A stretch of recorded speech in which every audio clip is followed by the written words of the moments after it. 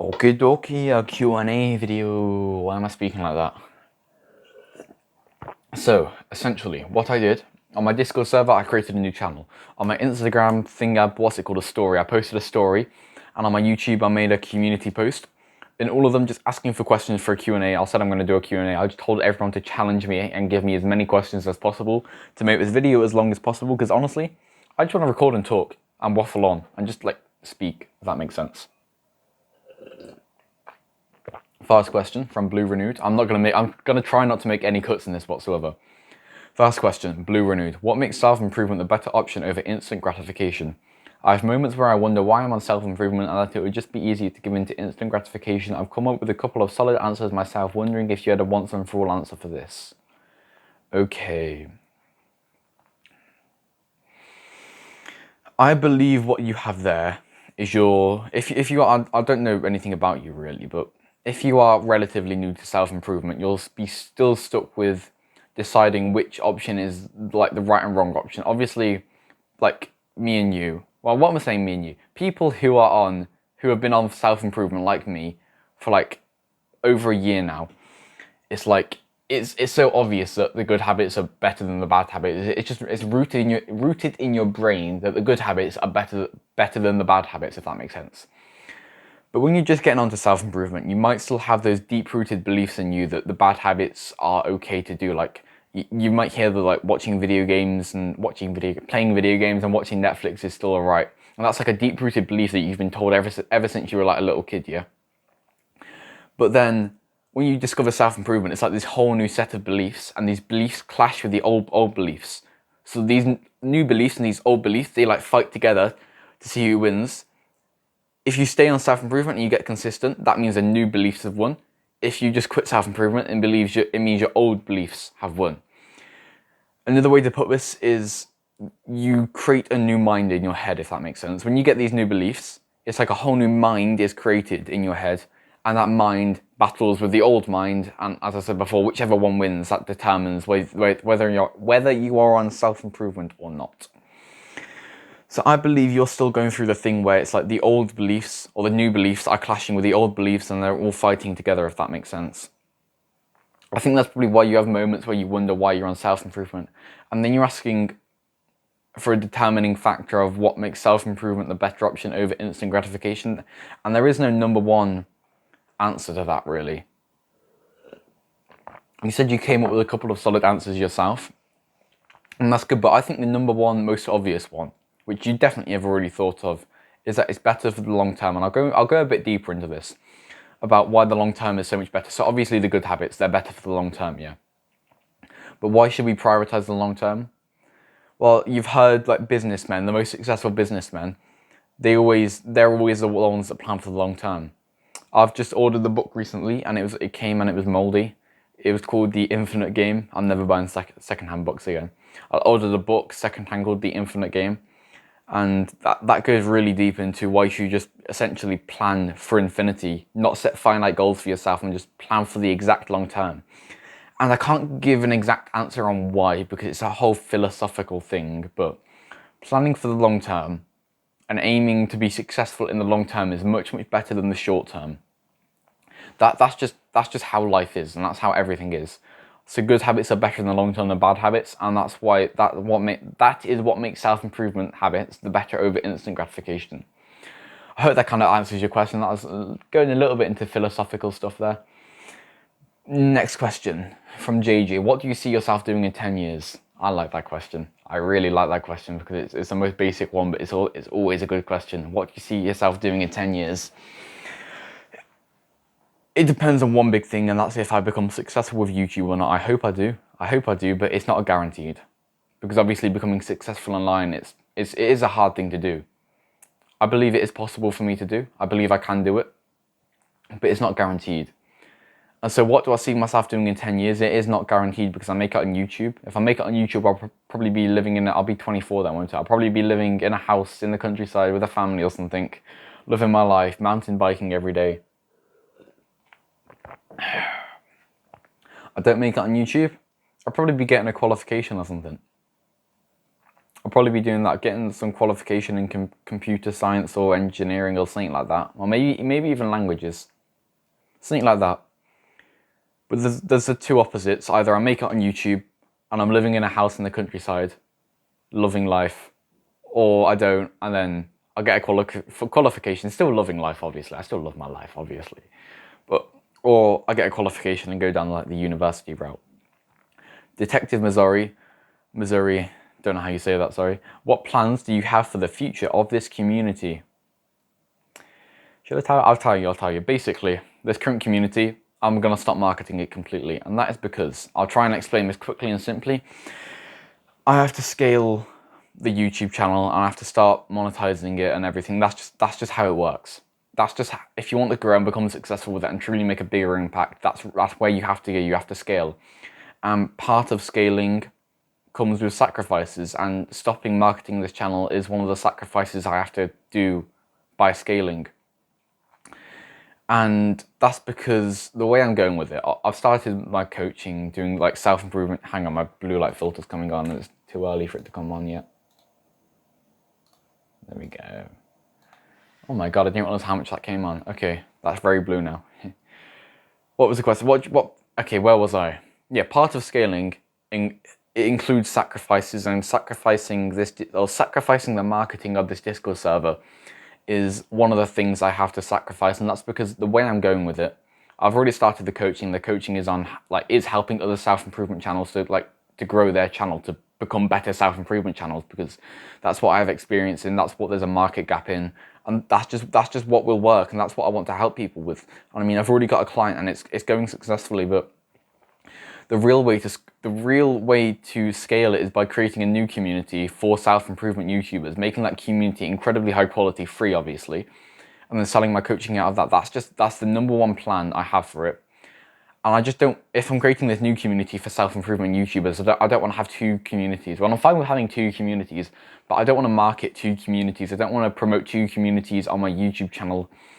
And so this current Discord server, the Millicent's Boys one, I'm going to stop marketing that one on my own channel and focus on the new one. I'm not saying I'm going to be inactive on it. I'll still be active on it and everything. I'll make some more people mods.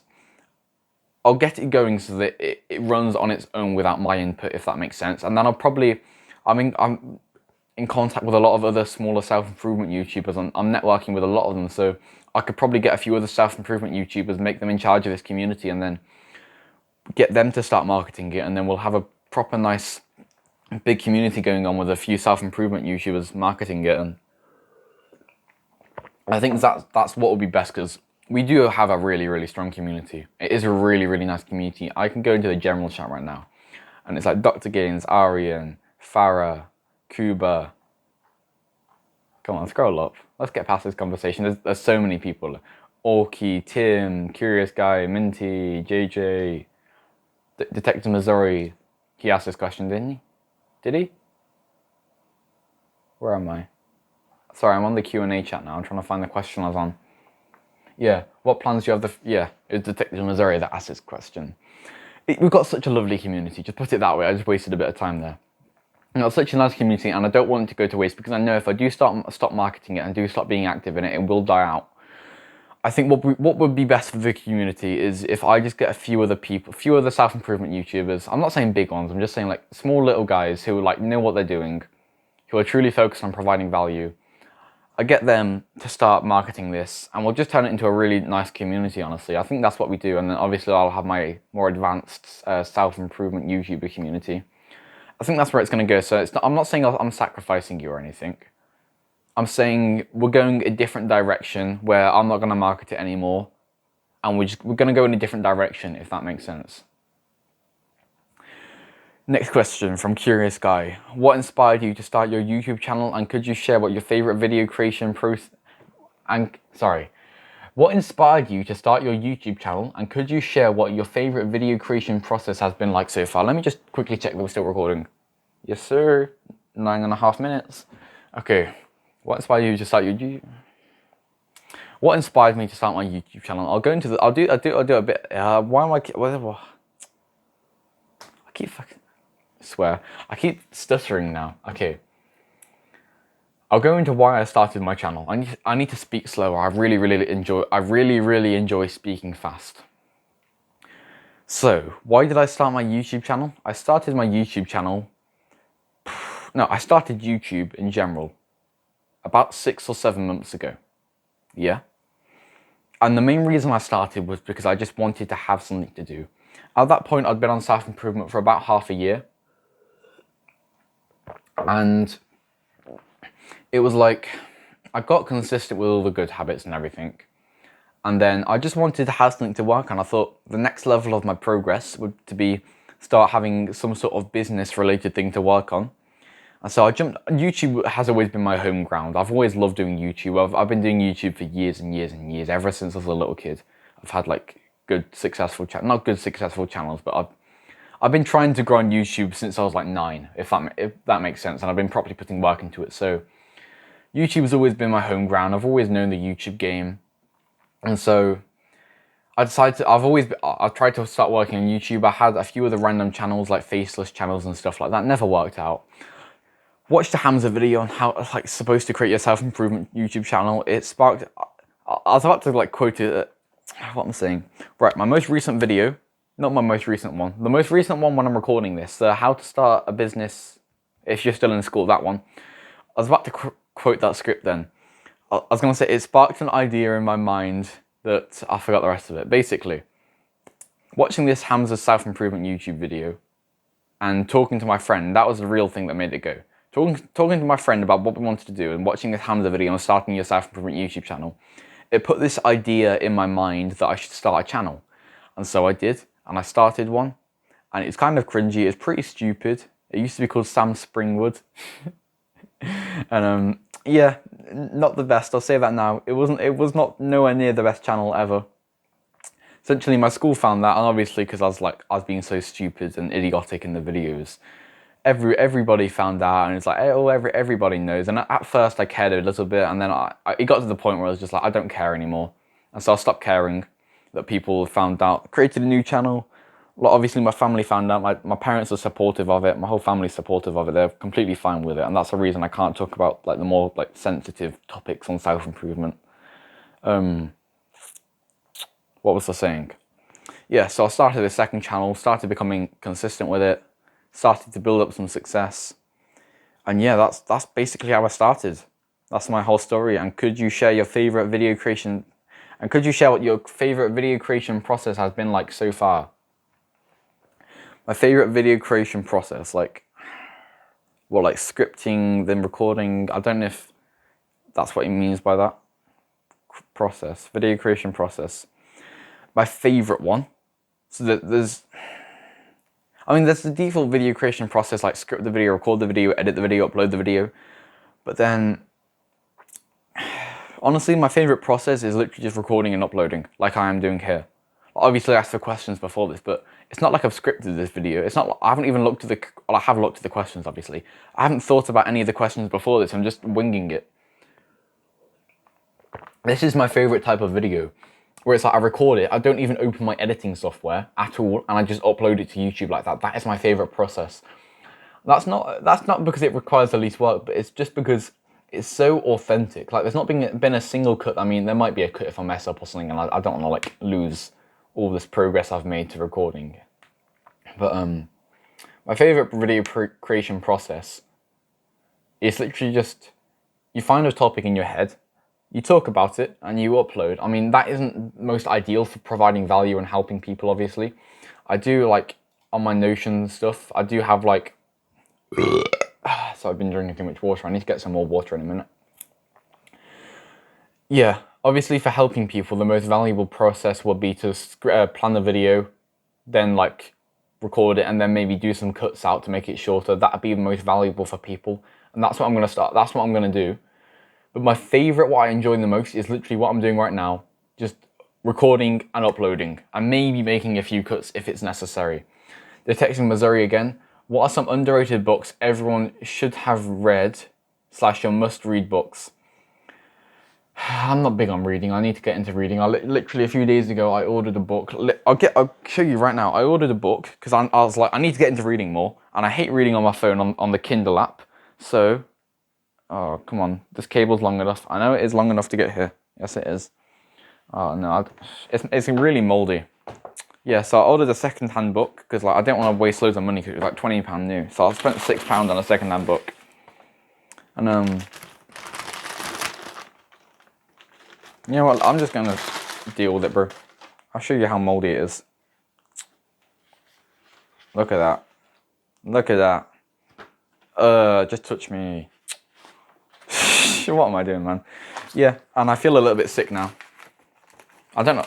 It was not worth doing that whatsoever. Let's put it back in here so it doesn't spread the mold anywhere.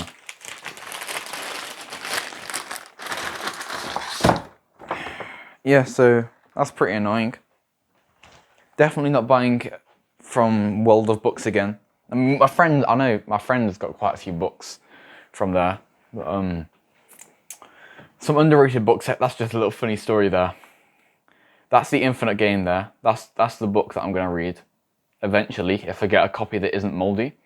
And what other books have I read? I've read about half of Atomic Habits. I've read How to Win Friends and Influence People. That is it. I know, I've really got to get into reading more.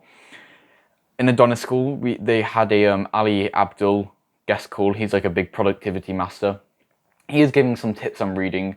And I remember, was it him or Hamza that said, I'm not sure which one it was. It was either Ali Abdul or Hamza that said that reading is like one of those things where it's like, you don't realize how good it is until you start doing it. It's like we're exercising and doing all the good habits and we're like, oh, these are so good. Why don't all those other people do it? And all the other people that don't do it, they're like, why do they do it, if that makes sense? Like, you don't realize how good they are until you start doing them. I think that's what reading's like. I haven't experienced that yet. That's just what I've been told. And so I am trying to get more into reading. That's just really unfortunate. And I was trying to like, I know I don't have any excuses for not reading because I can just download all the PDFs and get it for free. Like, there's no excuses. But I wanted to try and do it with a physical book because I've always preferred reading physical books over like just reading it on my phone. So I think I'm gonna buy a few physical books and just get through them, honestly. I think a challenge for 2024 is going to be to read like probably 24 books. That's one every 2 weeks. I think that's a fair challenge for me. Some underrated books everyone should read. How to Win Friends and Influence People, The Infinite Game. I think The Infinite Game by Simon Sinek. That is a very underrated book. Hamza talked about it in one of his courses in Adonis School. And now everybody in Adonis School is buying it, basically.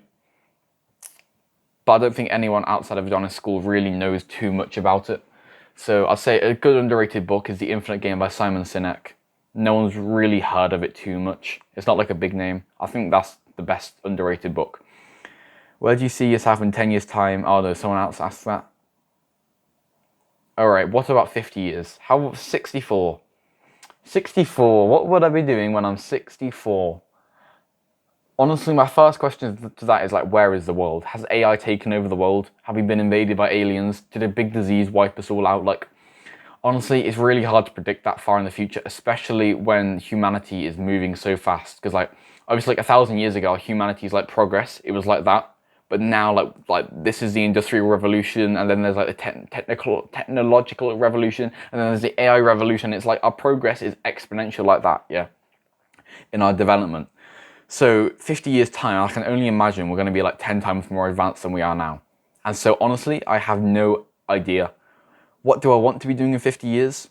Honestly, living in a nice house in the countryside, maybe traveling a bit, I don't know. A peaceful life. I think. That's what I want. But honestly, I don't know where the world's going. No one knows where the world's going. No one knows where the world will be in 50 years. Especially when we're at this point where it's like so much progress is happening so fast, there's no way to predict it. Right. From Kuba. What made you start? We've got a load from Kuba here.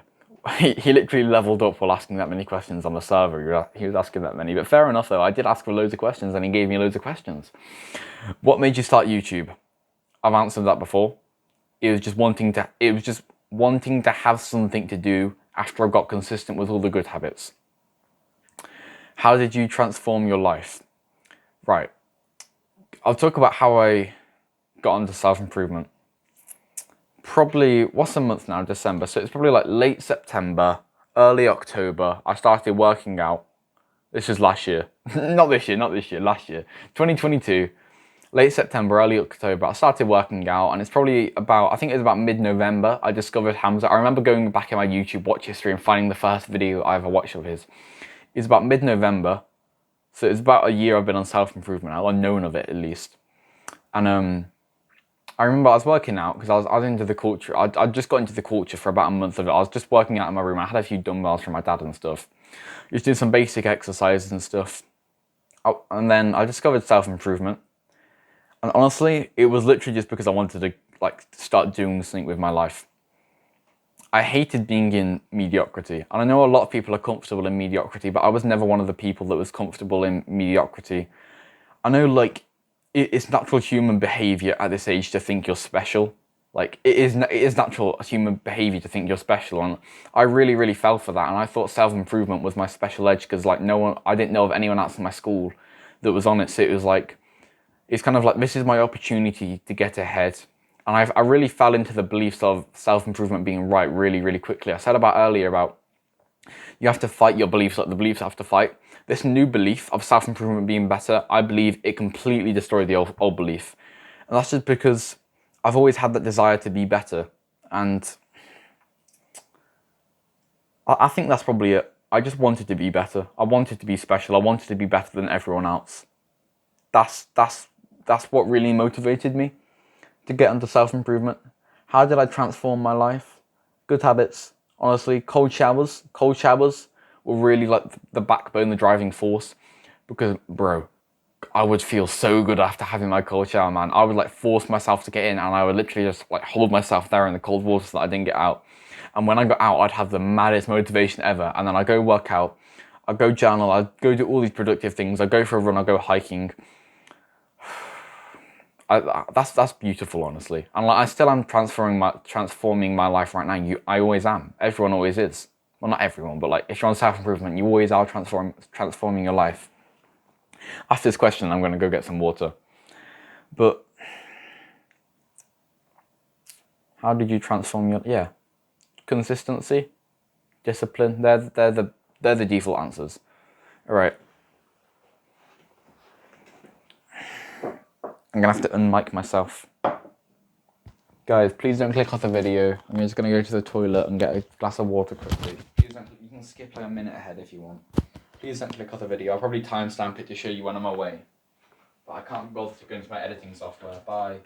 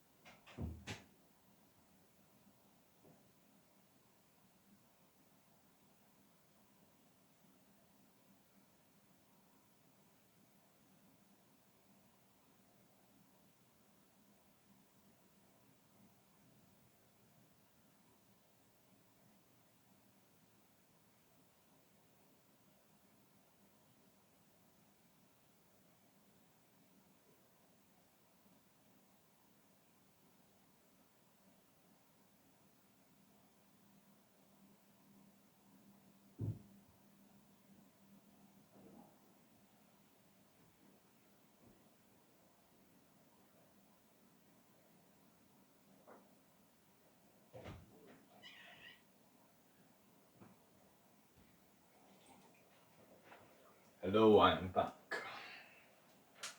I don't even know if you can hear me. I don't even know if the mic got really good rejection and you can't hear me. But I'm just gonna quickly save the recording real quick. There we go.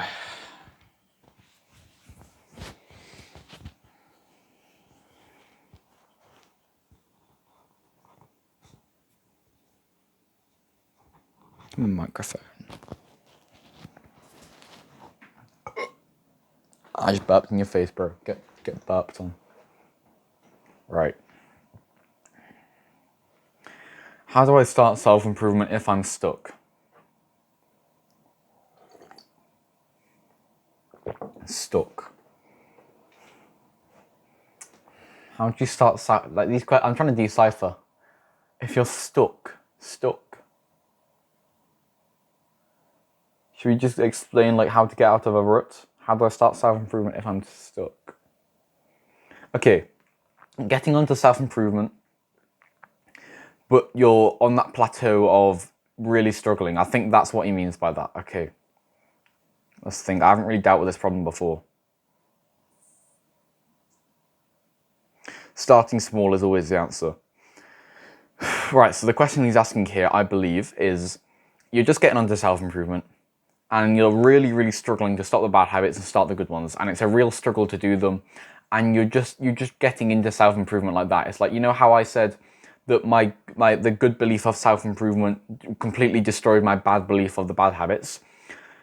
Well, imagine if the bad belief, the old deep-rooted beliefs were stronger than the new beliefs. Imagine these ones were stronger than these ones.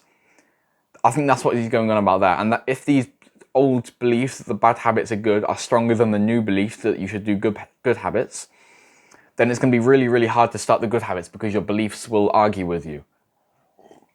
It's finally not cloudy anymore. The sky is blue in like a week. The sky hasn't been blue in like a week and it's blue. That is honestly insane. That is crazy, bro. Haha, the sky is blue. That's so cool. It was like sideways raining earlier. This is lovely, man. Oh, there's a plane in the sunset. You guys probably can't see this.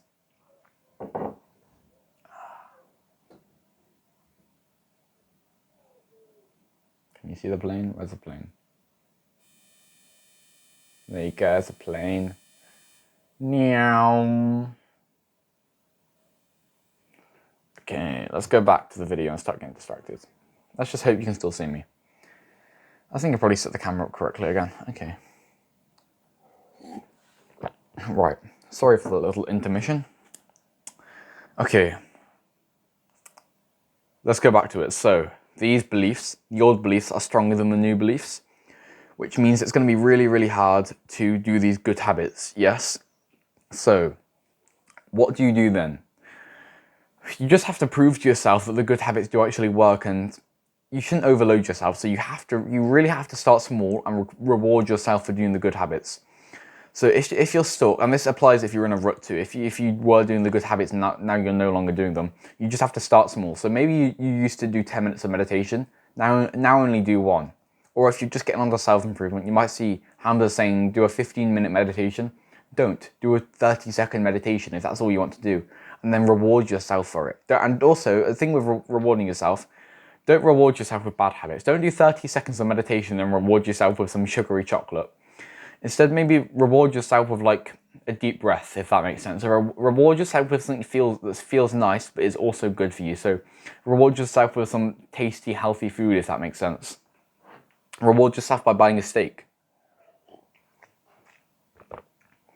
So start small and reward yourself with it. I've got a whole video about how to get out of a rut, and that really applies to this question. And so if you do struggle with that problem, I recommend you search that up on my channel and watch that now. What was the this moment that got you onto self-improvement?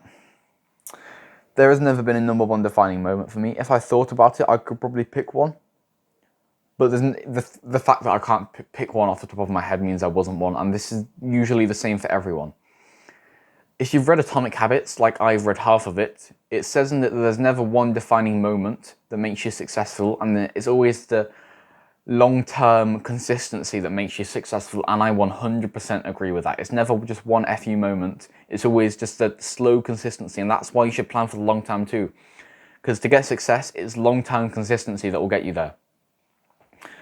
So there was no FU moment that got me into self-improvement, and the thing, well, I'd say the reason he's asking that question is because it's natural to believe there's always like a motivator, a deep motivator, where there was like a moment or a story arc or something like that. And that's because of TV shows and stuff. Like in animes and stuff, there's always one, like, I don't watch anime, I'm just using it as an example, or in movies, there's always like one defining moment where the character is like, oh, I've got to change something, and then they start working really hard and then they become successful. There's never just one moment like that. Everything happens very slowly and smoothly. There's never one defining moment. His next question is, should he ask more questions? I'm going to reply to that, yes.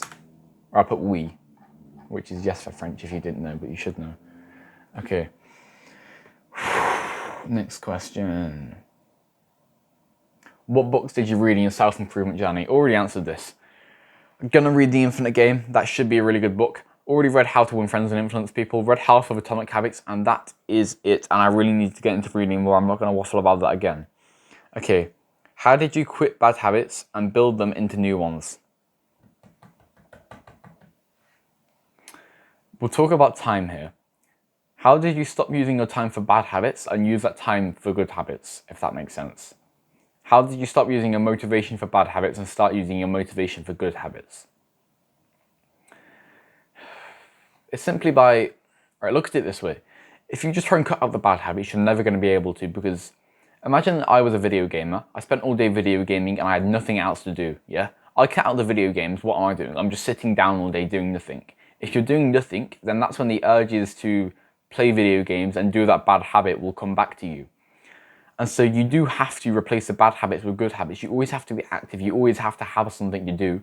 Because if you just try and rip out the bad habits, there's going to be an empty space.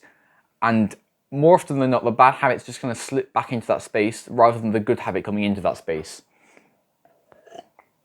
So instead of just like ripping the bad habit out and leaving it like that, you should have to rip the bad habit out and put the good habit in.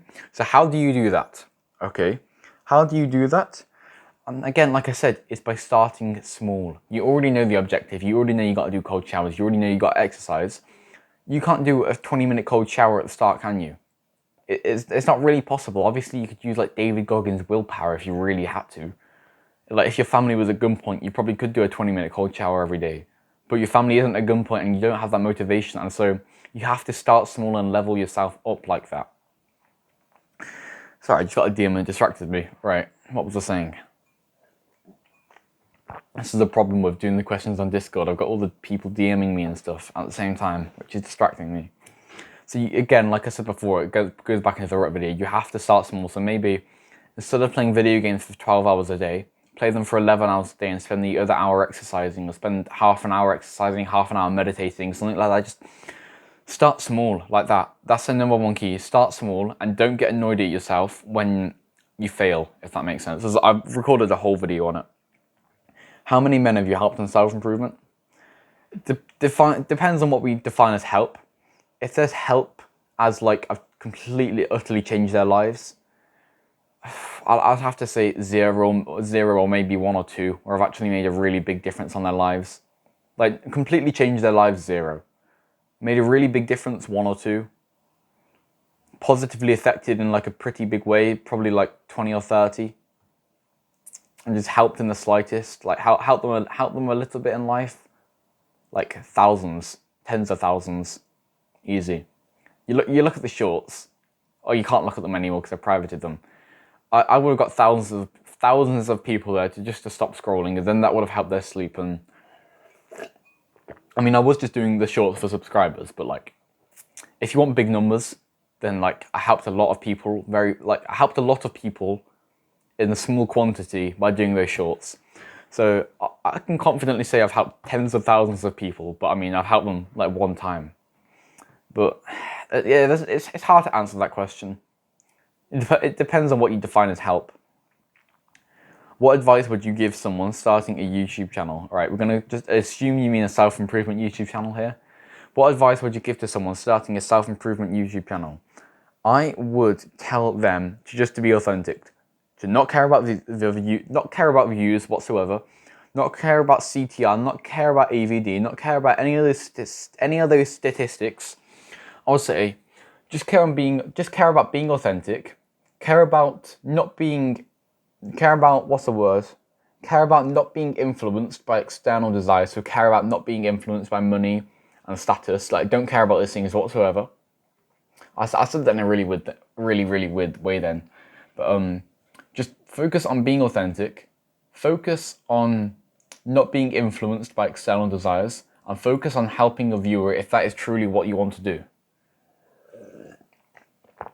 That's the best way to put it. Just focus on helping a viewer. That is the #1 priority. Focus on helping the viewer. Think about everything. Everything you say, think about, am I saying this to help him, or am I saying this for my own benefit? Am I saying this to help him, or am I saying this to make myself look cool? Because most of the time you're just saying stuff to make yourself look cool, and you're not actually saying it to help people. How can I start working out at home? Right. Buy some really cheap dumbbells off Amazon. You can get some really decent cheap ones for like 20 quid. And you can get some just cheap, nasty ones for a tenner. You can probably find some on AliExpress for like 10 or something, honestly. Just invest in some dumbbells because they'll really help you. You just get some like 5 kg dumbbells. You've unlocked so many more exercises. I'm not going to go into what exercises you can do. But how do I start working out at home? Literally just get dumbbells, and then you can just Google stuff. And like, I know Google Bard, you can literally just take a picture of all of your equipment and it'll give you exercises and workout routines. I know that's good, so you can try that. Get some dumbbells, go on Google Bard and ask it for workout routines. How do you start deep work? Hamza made a full flow state guide on this. This is what really helped me. First off, you got to make sure your work is purposeful. Make sure you are working on something that you truly enjoy. Look at it this way. Imagine a kid that's been forced into being a doctor by his parents. Yes? The stereotypical Asian kid that has been forced into being... I'm not being racist here, by the way. Stereotypical Asian kid that's been forced into being a doctor by his parents. He doesn't want to be a doctor. Do you think he's going to study hard to be a doctor? Not really, probably. Imagine he wants to be a YouTuber. He really wants to be a YouTuber. Is he going to work harder on being a YouTuber or work harder on being a doctor? He's going to work harder on being a YouTuber, isn't he? Because he wants to do that. And that's what I mean. Make sure your work is purposeful and make sure you truly enjoy it and want to do your work. So that's the first stage of deep work. Second stage is getting good sleep, good health, good focus, good mind, all of that. Yeah, Hamza did make a really good full flow state guide. I recommend you watch that. I really need to rewatch that, because that was a really good video. That was like a game changer for me. Hamza's full flow state guide. Go and watch that for the deep work. But also, he didn't mention that in the video, I don't think, to make sure your work is purposeful. How do you make a routine? I'd say plan out your ideal day. Plan out your ideal morning. Let's say you want to start a morning routine. A good morning. Do it a nighttime routine, bedtime routine. Let's say you want to start a bedtime routine. Right. First off, you plan out when your bedtime is going to be. Then you plan out... No. Let's make it even less complicated. Plan out your ideal bedtime routine. Let's say it's a bedtime routine. If it's a weekly routine or a daily routine, just plan out your ideal day or week. You've had Ali Abdal speak about this too, probably. So plan out your ideal routine, what you want to do, and just start trying to follow that as closely as possible, yeah? You don't have to follow it perfectly at first, but just try and get as close as physically possible. And then eventually, after a week or a month or however long, you'll be consistent on that routine. You've got to set a clear goal for what your routine will be. And then you just got to try and follow that. It's called setting an ideal week or something like that, like making your ideal week. I think that's where it comes from. What YouTuber can I watch to learn from? It depends what you're learning about. That's a very open question. It depends what you're learning about. Learning about self-improvement, Hamza. Learning about self-improvement science and health and stuff, Andrew Huberman. Learning about money and all that stuff, loads of people. I can't really name one. Loads of people. Learning about trying to be a self-improvement YouTuber, watch my videos. Because I'm the only one that really makes videos like that. How do you stick to a schedule, whether for uploading videos, habits, or tasks? This is from, what's his name? Oh, sorry, I forgot your name. I know it's Nadal, that's it. Nadal, if that's how you pronounce it, I'm not sure, sorry. How do you stick to a schedule, whether for uploading vids, habits, or tasks? It comes down to routine, like I said. The last question relates very well to this. Not the last question, the one before that question. Set an ideal schedule, set an ideal routine that includes doing these things. Set it as an ideal one, so set it as the goal, and then just try and follow that as closely as possible. That's what I found works the best.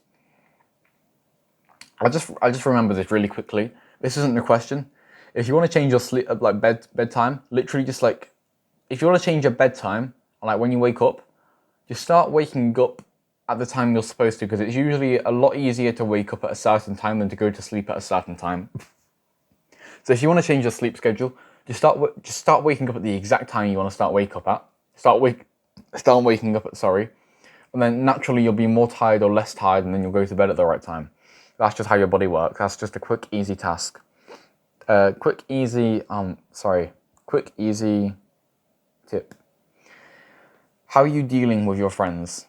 Are you planning on leaving them? Are you planning on getting into another course apart from what I've done in school? Friends and leaving them. In real life, I don't really have many too close friends who are on self-improvement. So no, I'm not planning on leaving them. Like, even when I was getting onto self-improvement, all these like Jeffrey people, that like the stereotypical Jeffreys that you'd normally be friends with, I wasn't really close with them ever, really. I've never really had when I was like a proper Jeffrey, like video games, all that. I'm using the word Jeffrey too much now. But when I was like that, I did, obviously my friends were like that too.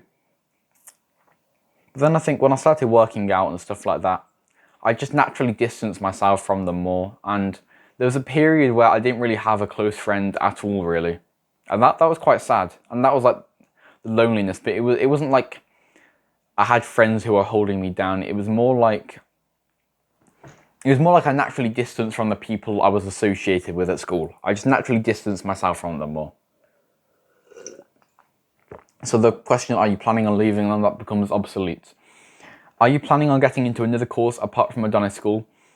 Right. Another community, like, it depends. If it's worth it, I will 100%. Madonna School is the #1 like community to go to.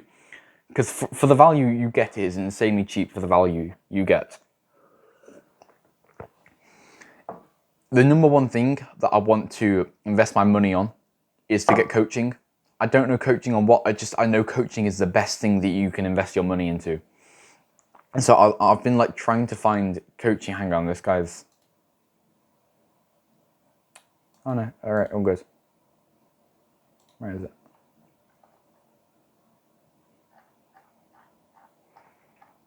Where are we?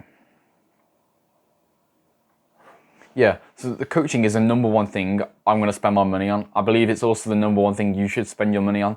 I've been looking, I mean, I did get YouTube coaching before, but then like, it was good at the start, but at the end, it kind of trailed off a bit. So, I was getting YouTube coaching from like a proper decent guy who knew he knew what he was doing, but it was like he was spreading himself out over too many clients. So I got a bit of knowledge for that. So I did have like, it wasn't a great taste of coaching at the start, but it wasn't a bad taste of coaching at the start with this YouTube guy I got coaching from.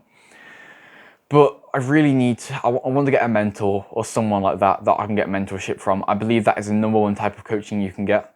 Obviously, there's other coaching like YouTube coaching and health coaching and stuff like that. But I believe coaching is the #1 you should spend your money on. Private communities, like if it is a top level private community, I'll go for it. Most of the time it's not. Most of the time, almost always, the #1 thing you can invest in yourself is coaching. But a course, like I wouldn't just buy a course on its own. I feel unless it was really, really good, I feel like that's a waste.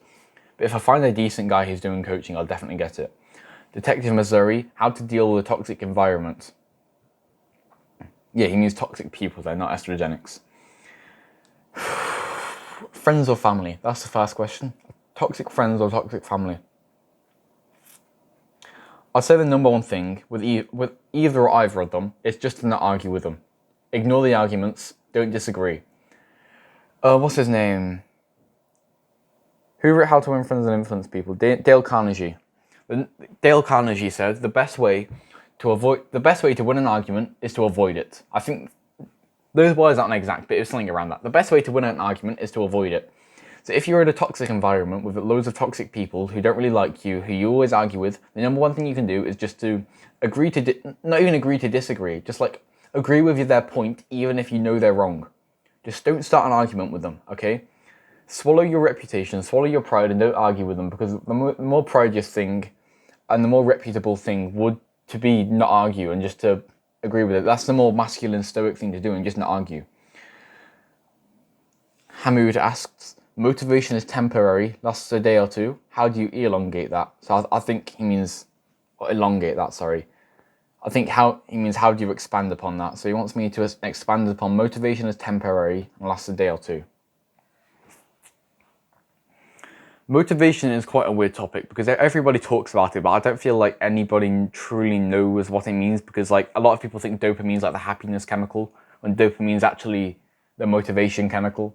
And it's like, motivation is quite a weird topic because you get motivation from getting rewards, if that makes sense. I don't know, honestly. Motivation is a really, really strange topic. Motivation is temporary and lasts a day or two. Expand upon that. You know, I'm just going to waffle. Motivation is good. You shouldn't avoid motivation. I made a video a while ago saying how motivation is bad and you should rely upon discipline. And I was like, now I'm thinking like, no, bro. If you can get loads of motivation, then get it, because you will make so much progress with that. And making that progress will give you even more motivation. Motivation can lead to complacency if you don't act upon it. But if you do act upon your motivation, you get more motivation, and then eventually you're just running on motivation. And I think you should be running on motivation, because if you're having to rely on discipline, that means your work isn't purposeful, because if you enjoy your work, then you should get motivation from your work, and if you're not enjoying your work, then you won't get motivation from your work.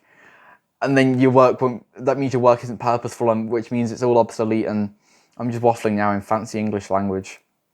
Sorry for the guys that don't speak English as the first language, you don't understand this at all, do you? Basically, motivation is a good thing. If you're working on something purposeful, then you will always have motivation whatsoever. Let's say you get motivation from a big event, like let's say a video blows up on YouTube, you get loads of motivation from it to work even harder. Yeah, it would last a day or two. That's temporary motivation. I think you can get permanent motivation though, and that's just by working on something purposeful and enjoying your work.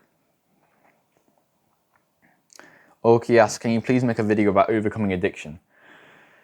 I've never really experienced addiction. I've kind of been addicted to video games a bit, but I've never experienced like true addiction. What I'd say is just to start small and not to blame yourself. And what I mean by not to blame yourself is there's also accountability. Start small. Start taking away the addiction slowly and replacing it with a new good habit. So let's say you're a video gamer. Instead of instead of playing video games for an hour a day, maybe play video games for 45 minutes a day and meditate for 15 minutes. Start replacing the habits and start small. The next week you can do 30 minutes of video games, 30 minutes of meditation. Next week, 15 minutes of video games, 45 minutes of meditation, and so on until you fully cut out the bad habit. And then eventually, once you haven't been doing the bad habit for quite a while, you won't get the urges for it anymore. That isn't to say you won't get urges for a past addiction anymore. I've still got urges to play video games. Like, especially for some reason, it's always FIFA. Whenever I see like a clip of FIFA or something, I'm always like, oh, I want to go like buy FIFA and play it. And I'm just like, what the hell? Why am I getting urges to play video games when I haven't played them in like a year? It's weird.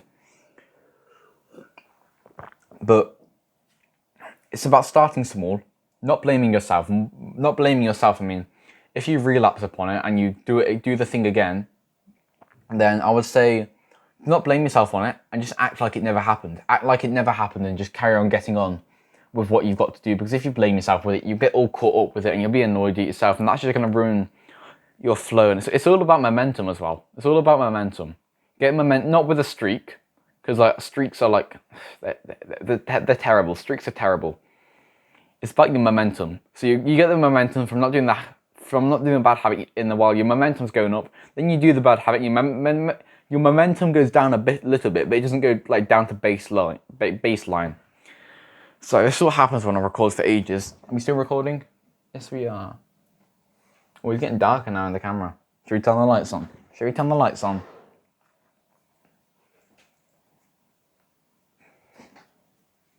What?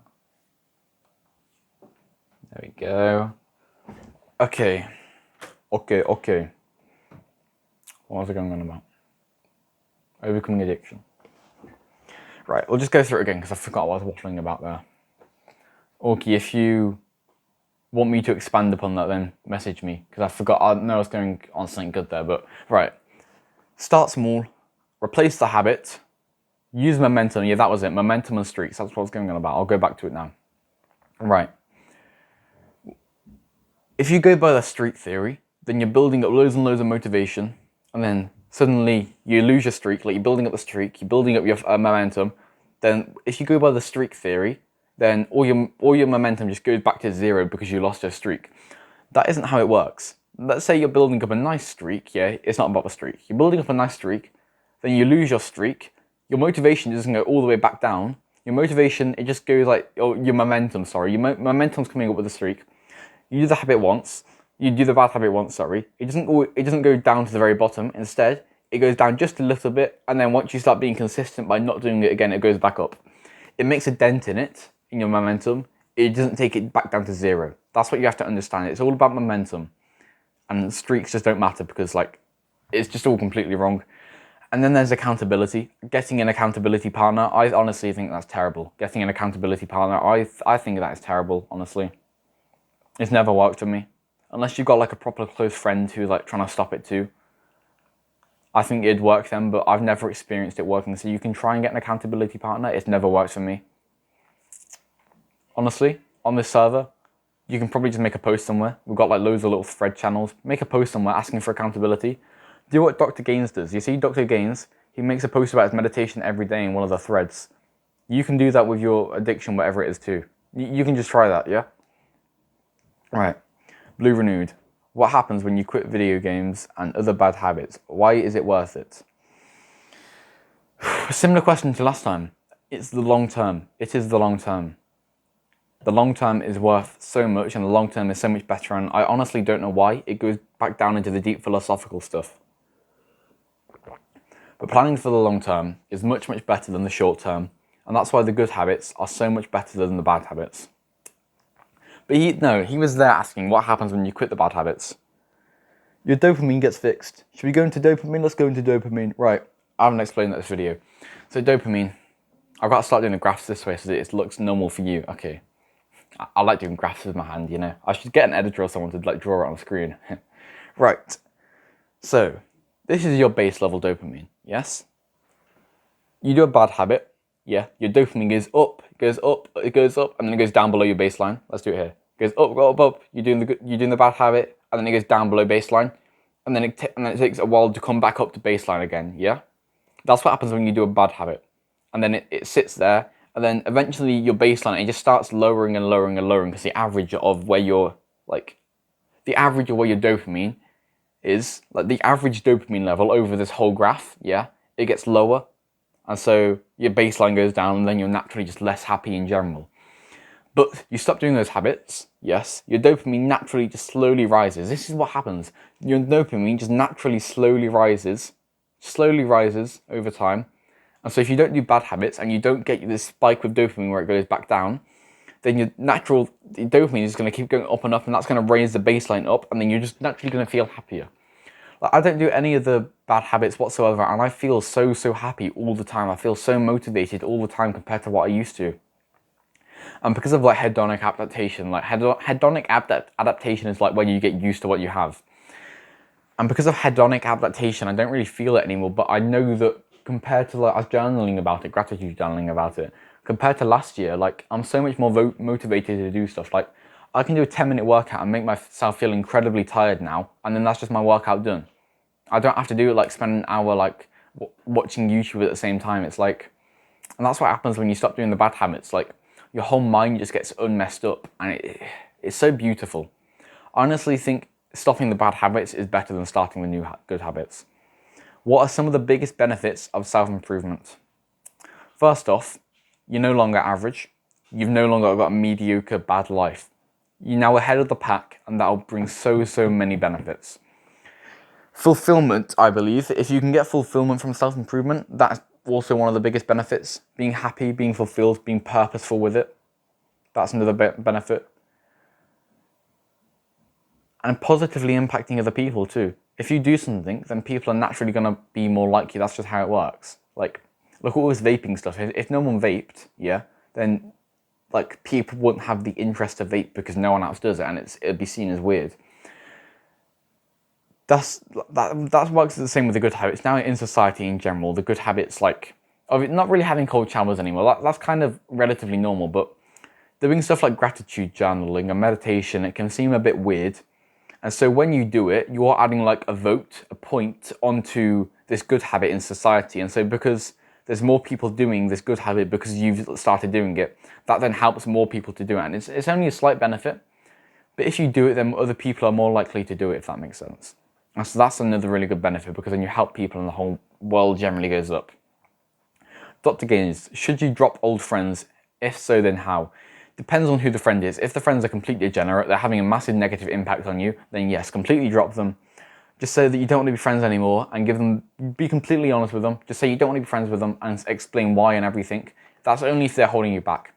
If it's an old friend and they're just like average, run-of-the-mill Joe, doesn't do bad habits, doesn't really do good habits, just getting on with life, and you're still pretty good friends with him, be friends with him, bro. You've been friends with him a while. I don't think you should go that extreme and cut him off just because he's not on self-improvement.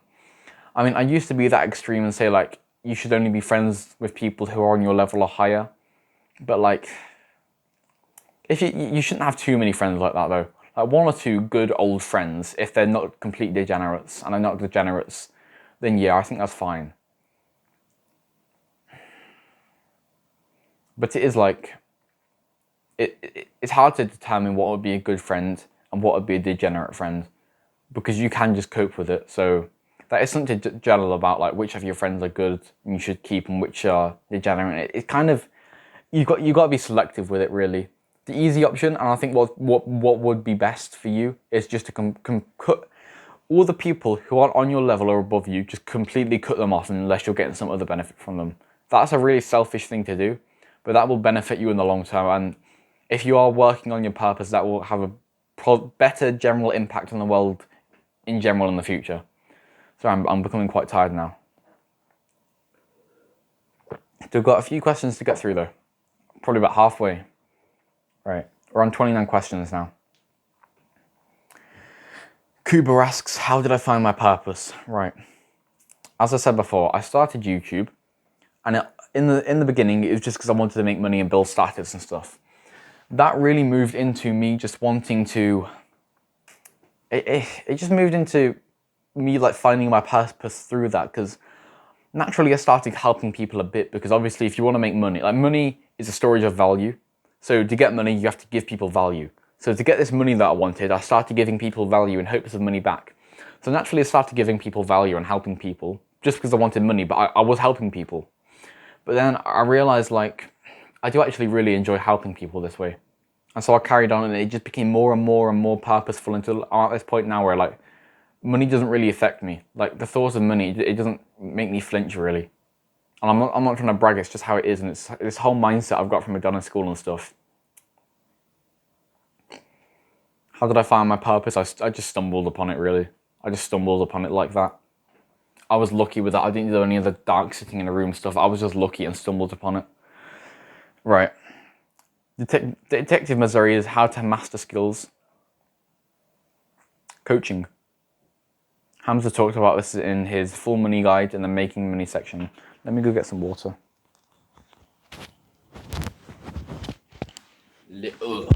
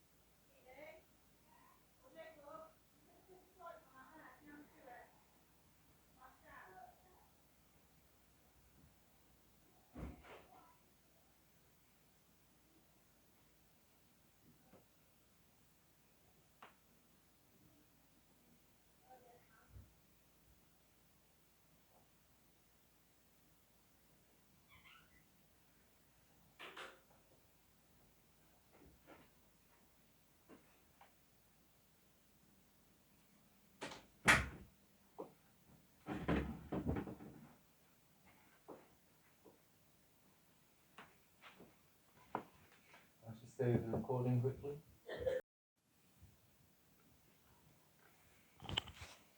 Okay, I am back, guys.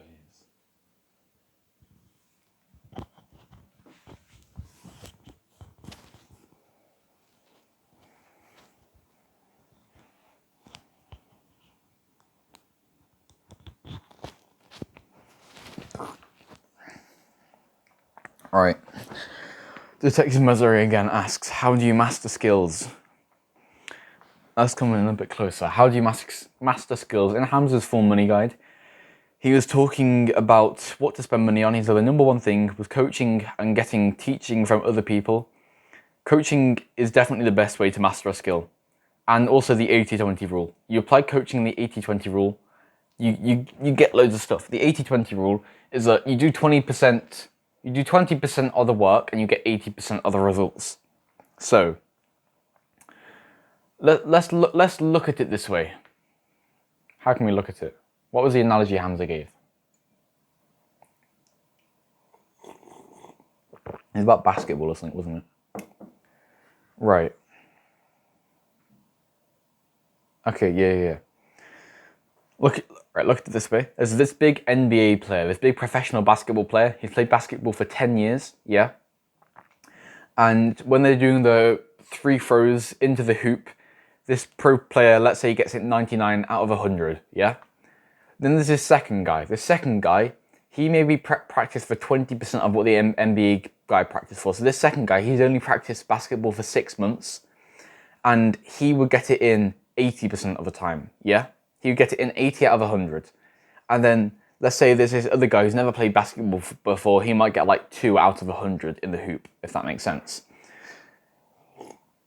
The point I'm saying with this here is that this guy that's never played it before, obviously he's only going to get like 2 out of 100 because he's never played it before and he just gets lucky every now and then.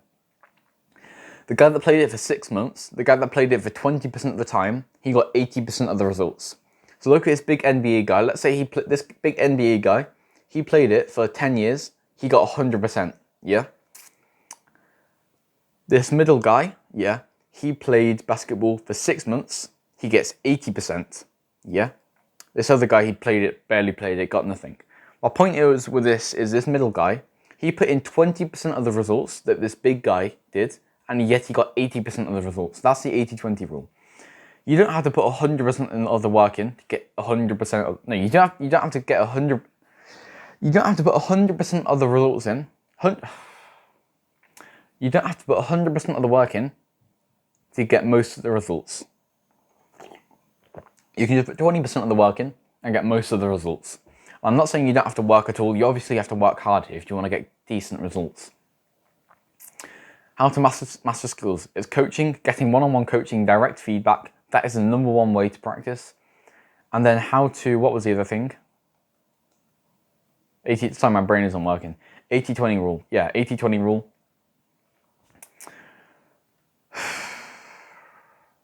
Come on, brain. Coaching, we're just leaving it at that for the master skills. How to master skills, coaching and, yeah, coaching. And also teaching, that's another one. Teaching people a skill. Some people say the definition of a master is 10,000 hours. Some people say it's when you can confidently teach it. Being able to teach a skill that you've learnt, I think that I'll probably say you're pretty close to mastering it. All right, how to find your true friends. They will just come to you. You shouldn't have to how to find true friends. You shouldn't like look for them, because the people that will resonate you, they will stick by your side. Like, I've got a few friends online who I really, really resonate with, who also have self-improvement channels. And we just talk and like, we're true friends because, I mean, we're not real life, so we're not too close, but it's like, we resonate with each other because we're doing the same thing, we're close. And like, people just come to you like that. Like, you'll get, right, let's say this is other people here, and let's say this is you. As you go through your life, like, you slide is a weird word, but you like brush past other people and like, you see other people and you make contact with them, yeah? The people that you stick with, the people that you resonate with, they'll stick with you. So when you're like brushing past all these people and like meeting all these new people, the people that will resonate you, they'll stick to you and they'll stay by your side. So when you go past all these new people, all these people that resonate with you, they'll stick to you, and those people are your true friends. So you shouldn't have to find true friends, they'll find you. They'll come to you. You'll resonate with them and you'll stick with them. Carol 51402 asks, how to have a better attention span? Stop scrolling, meditation. There we go. Stop all the bad habits. Stop all the bad habits. Stop all that stuff that's giving you excess dopamine and do meditation. And obviously good habits too, that'll really help you. Better attention span, that really just comes with stopping bad habits and doing good habits. A habit that really ruins your attention span is definitely watching YouTube and especially scrolling. A good habit that really fixes your attention span is definitely meditation. Detecting Missouri asks, how to eat healthily and increase testosterone in a world full of estrogenics. Right. My opinion on estrogenics is quite different to everyone else's. The way I see estrogenics is, if you're going to do something, you might as well do everything. Because, like, no. Because estrogenics, they're in everything, really. They're in absolutely everything. And I just see them as almost unavoidable. Like, the only way you could avoid them is just you become really rich, and even then you can probably only avoid, like, half of them. Because, like, car tires and, like, the little bits of rubber going into the air and all the pollution and stuff, like, that's all estrogenic, and you can't avoid that. Well, it might not even, all that pollution and stuff, it probably isn't even estrogenic, it's just toxic. So, if you want to decrease the toxins, then I believe you just have to go all out, and you have to be insanely rich for that, obviously. Eating healthily it's obvious. Just try and stay away from sugar. Try and stay away from seed oils and junk food and all that stuff as much as possible. Try and eat one ingredient, like single ingredient foods. Try and get your foods from farms and stuff if you can afford that. Like, number one thing that I said I'm going to invest on if I start making money is going on the carnivore diet, or just at least try and get out. But number one thing is just being able to get a really perfect diet. I think diet is so important, so that's a good question there, how to eat healthily. Avoid sugar, because all of processed sugar will be some sort of toxin or estrogenic or something like that, and it's not going to be good for you. Natural sugars like honey and fruit are good, they're completely fine, just don't eat too much of it. And then, obviously, avoid seed oils, overly processed foods, junk foods, just avoid all of that. It's not too complicated. I'm not really aware of any methods because I haven't tried to do it. I'm not aware of any methods on how you can do it better. That's definitely something to research, but that's going to be something I research and go more into if I start making a decent amount of money. Uzman asks, how to be more disciplined. You can be more disciplined by being disciplined. There's always a level of discipline you can achieve. Like right now, I'm achieving a level of discipline by talking. And the more I do this, and the more I stay here using my discipline to talk, obviously it's mostly motivation because I absolutely love doing this. But there's a level of discipline going into doing what I'm doing right now because it's a very mentally demanding task. So the more you use your discipline, the more you're training your discipline. It's like building muscle.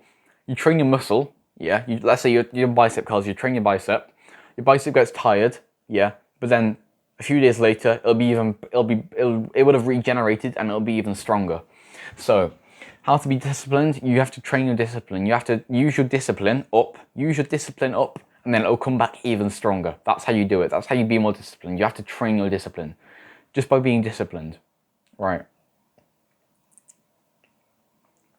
How to have more willpower and how to have more willpower. There we go. And I'm really, really looking forward to the next question. But you're gonna have to wait to see what that one is. You'll probably just click on the timestamps wanting you to see. Right, how to have more willpower. Depends what we say willpower is, because we could just say willpower is discipline. I mean, Hamza said willpower is to stop doing bad habits and discipline is to do good habits. I believe that they're just the same thing. Willpower and discipline. What's the difference?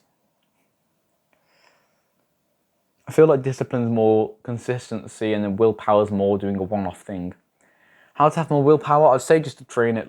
I'd say willpower is that similar to discipline that you just train it again. Yeah. I feel like willpower, I feel like willpower is just like more doing a singular action thing, like starting something, and discipline's like carrying it on, if that makes sense. That's just what I feel like they are. Yeah, how to have more willpower, bro. Just train it like discipline. Train your willpower like discipline. Thoughts on video games? Here we go. I absolutely love this question. Thoughts on video games? No video games whatsoever. No video games whatsoever. Don't cope, bro. Don't cope. Oh, 1 hour a day, guys. You can play video games for 1 hour a day, guys. I always do that voice. Yeah. I've talked so much about it. No video games whatsoever. Do you want to win? Do you want to win in life? Come on, brother. You know you want to win in life. Video games aren't going to get you. Oh, yeah, but it's nice to have some vices. No, no, no. Oh, my brain's going tired now. Yeah. Yeah, bro. No video games whatsoever. There's so many. I'm not even going to go into all the negative benefits. Bro, just stop, okay? Stop. You don't need to play video games. You're just coping with it. Okay, JJ. What is the most common thing people on self-improvement get wrong? I love that question. The most common thing. What? Okay, look at this. What is the most common thing I'm teaching?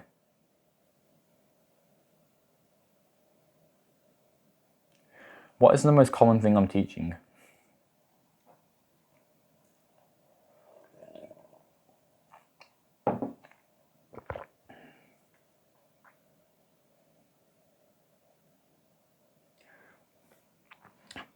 I'd say this isn't everyone, but in general, I think the biggest mistake most people make is by prioritizing money. And most people don't even say they prioritize money. It's like people that half prioritize money and half prioritize purpose, I believe. And that's the most wrong thing.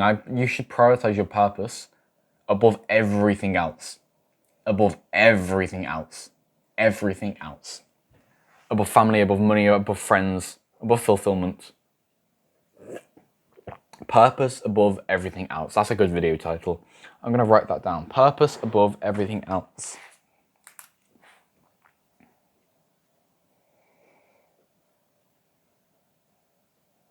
Purpose above all else. Yeah, purpose above everything else. What was the question? Yeah, a lot of people that half prioritize purpose, half prioritize money. Well, now that purpose is becoming a big thing. But you got to fully prioritize purpose.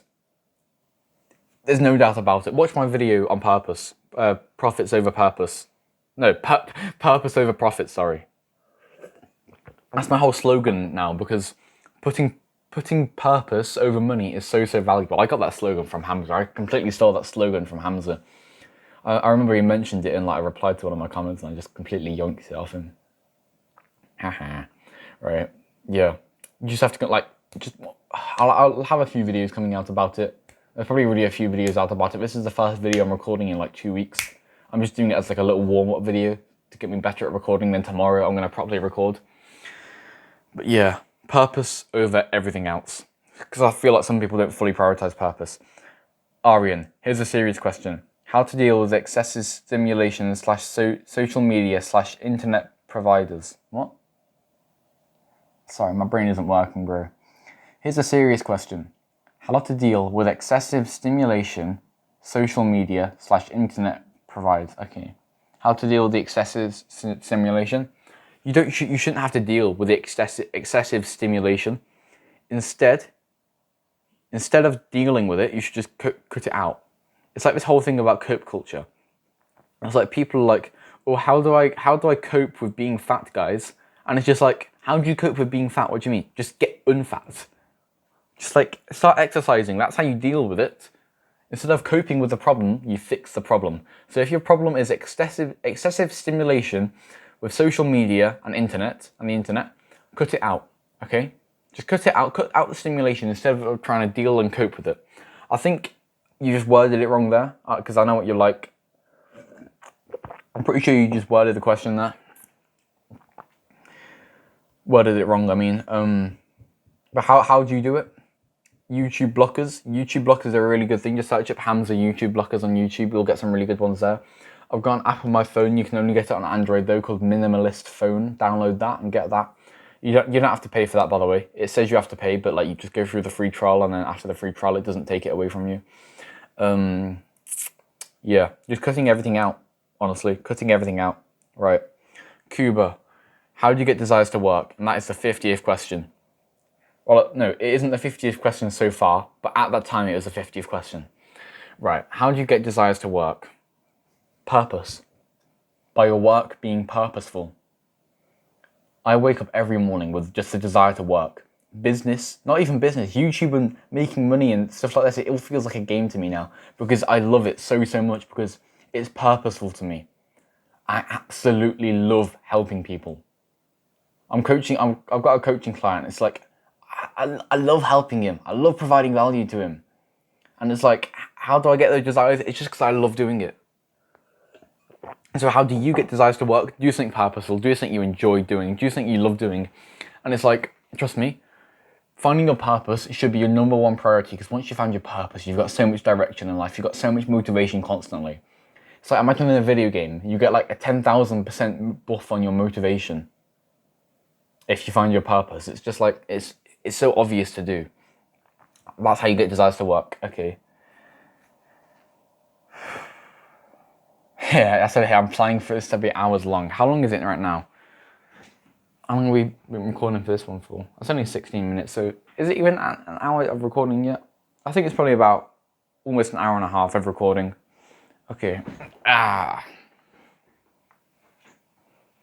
my brain is honestly struggling, and I didn't even get very good. I got really bad sleep last night. I got like 6 hours total because I kept waking up in the night, so yeah.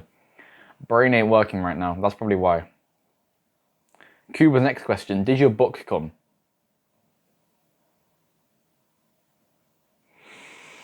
Yeah, the book came, and it came with some extra packaging. Some extra biological packaging, if you want to call it that. Only native English speakers will know what I mean. I mean mould, by the way. The book was mouldy, as I said before. And then Tim asked, how many pages does the book have? Yep. These are actual questions, obviously. Yep, so I'm just talking about a book here. Sounds interesting. What is your book? I don't know why, I'm being weird here. Right, because people just started like talking in the Q&A chat. Alright, so in natural conversation, there'll naturally be normal questions. For some reason, I'm just answering the questions in this conversation. Oh my god, sorry, my brain is just breaking. Right. You've got a funeral. Oh my god. What? You know at the start of this video where I said, should I ask more? No, ask more. I've got like 1, 2, 3, 4, 5, 6, 7, 8, 9 more. Because I did that, but fair enough, bro. Right, how to get started with a habit if it's tough to keep up with the mental might requires to continue. That's like a little thumbs up reaction on all these quickly. Add a thumbs up reaction so they know I've done it. Then I'm going to go into Instagram. Then I'm going to go into YouTube. Let me just add all the little thumbs up on these quickly. No, not reply, thumbs up. Come on, thumbs up, thumbs up. Gotta add a thumbs up onto every question to say I've done it. Okay, how to get started with a habit if it's tough to keep up with the mental might required to continue. Start small. Like I said before, it's the same thing for every question really. Start small. If it's too hard to be consistent with, then you're doing too much. Start the habit at a level where you know you can do it for the rest of your life. So if let's say I'm just getting into reading, yeah, because this is a real example. No, that's a bad example because I can read for hours on end. What's a good example of a habit? Meditation. Let's look at that. I'm not too consistent with my meditation. Let's say I want to meditate for an hour a day. Where I am right now, I cannot meditate for an hour a day. It's just not possible for me because I don't have the mental might to do that. So if I want to start meditating for an hour a day, I start meditating for a minute a day, and then 2 minutes and 3 minutes, and you build it up. You start small and you build it up. If it's too tough to keep up, then you just decrease the intensity so that you can keep it up. Consistency is 100%, like consistency is key. That's what I always say. Consistency is key. You need consistency. So if you can't be, like, you have to put consistency over everything else in this situation. Okay? Put consistency over, what was I saying? See, this is what happens when you're tired. Right. Yeah, you've got to put consistency over intensity. Make sure you put it at the highest intensities you can, but make sure you're still consistent with it. Lauren asks how to wake up early. Just wake up early, bro. Set an alarm, set 5 alarms, set 10 alarms. Setting alarms over like a 20-minute period just to keep you awake. Because if you have like 10 alarms over a 20-minute period, or 20 alarms over a 20-minute period, one every minute, you're either going to have to get up, or if you put your phone somewhere you can't reach it, you're going to have to get up, just turn all those alarms off, and you're going to have to go through your phone and click on each one, turn all of them off, and it's going to be so awkward. And by that time, you'll be awake, okay? Just put loads and loads of alarms up, and just put it at the exact time you want to wake up. I came up with this tip earlier. I don't know who I got this tip from, but I know I got it from somewhere. Just, if you want to change your sleep schedule, just start waking up at the time you want to wake up at, and you'll just naturally start going to bed at the right time. That's just how it works, all right? So just set loads of alarms to wake up at that time. What are the things I can do to chill apart from social media if I have quit social media forever? It's really good you quit social media, bro. You asked a question before about how to deal with social media addiction. It seems you took my advice, took it very, very fast. I don't know how you saw it, listened to my advice when I haven't even uploaded this video yet. But what are the things you can do to chill if you've quit social media? Chill. What do you mean? Right. In my opinion, ideal day goes loads of deep work in the morning. Well, it's obviously different for everyone. Loads of deep work in the morning, then you eat, and then after you eat, that's when you can chill with family or friends or like stuff like that. Reading, I believe that's a good way to chill. Reading's a really, really good way to chill. Spending time with family is a good way to chill. Honestly, sleeping is the best way to chill. If you want something to let your mind unwind, if you need something that your mind, like if you need to unwind after working hard on self-improvement, or after working hard on something, you're working hard on the wrong thing. Because then it's not purposeful. If you're working on something purposeful, then you shouldn't have to unwind after working really hard on it, should you? So you can chill by reading, and you can chill by spending time with family and stuff, because that's not degenerate, that's good. Those are good productive things. I mean, is that a plane? Yes, a plane. Sorry, I get distracted. But you should really, you shouldn't do those things too much, because obviously you have to moderation and everything. But yeah, so reading, family, but I recommend you shouldn't even have to chill if you're doing something purposeful. And if you don't have something purposeful to do, find your purpose. That should be your #1 priority, to find your purpose. Blue Renewed. How much work does it take to run a YouTube channel? It depends what YouTube channel, bro. If you're making videos like I was a few months ago, loads. 3 days of work per video. 15 hours of editing per video. Wasn't fun. That's loads of work. Wasn't getting many results. Or you do a channel like I'm doing right now, where I'm going to just sit down, record for 3 hours. Maybe not 3 hours, like I've been recording for like an hour and a half now. If it is going really, really slowly now, sorry. It feels really fun, and it's taking very little work. Obviously it's mentally demanding and everything, but I enjoy it. And so to me, this doesn't feel like work. This just feels like a fun hobby I'm doing right now. So how much work does it take? Well, should I go through the tasks? If you truly want to provide value, you got a script. If you don't want to provide value, if you don't care too much about providing value, you don't have to script. But then you can,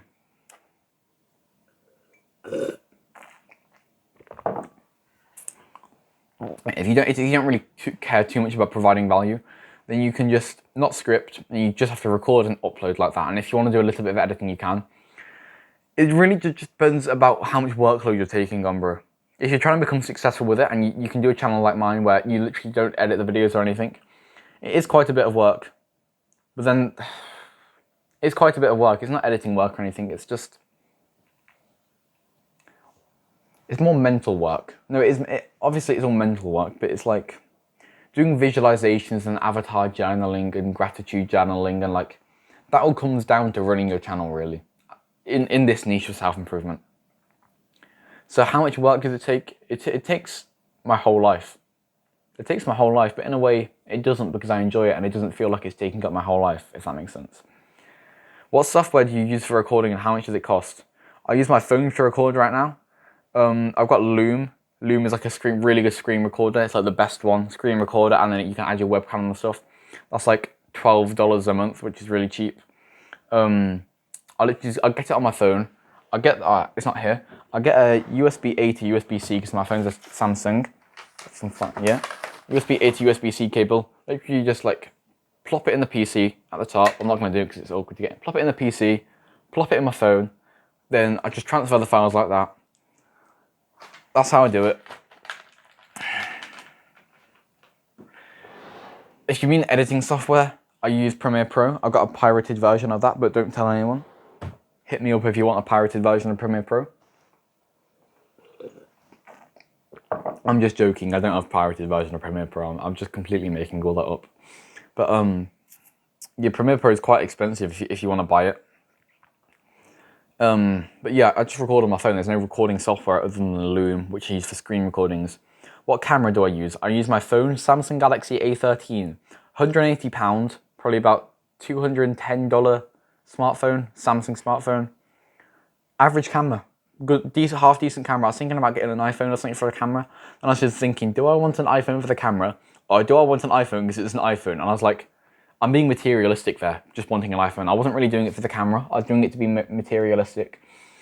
And so like, I'm happy with this. And I've had my phone for over a year now. I've had my phone for 369 days because I got it last Christmas. Last Christmas, I gave you my heart. But what am I doing, man? Yeah. And I've also got my little £20 webcam. Can't remember what it's called. If you want to know what my webcam's called, then like message me. But like, it's not too good quality. I'll probably I might add a little clip on of what it looks like. It's not too good quality, but it's decent, and especially when it's a little small camera in the bottom left of the screen, you can't notice the bad quality whatsoever. How do you stay dedicated and consistent? By purpose. Loving your work and purpose. It's the same answer for every question. Loving your work and purpose. If you love your work, if you're purposeful, you'll love your work, and if you love your work, then you won't ever have to think about being dedicated, because you'll just naturally be dedicated and consistent. How would you say you've changed after getting on self-improvement? Is it self-improvement or is it just puberty? That's the thing. Or just they go hand in hand, don't they, really? I've changed in every way possible. My mindset's completely changed.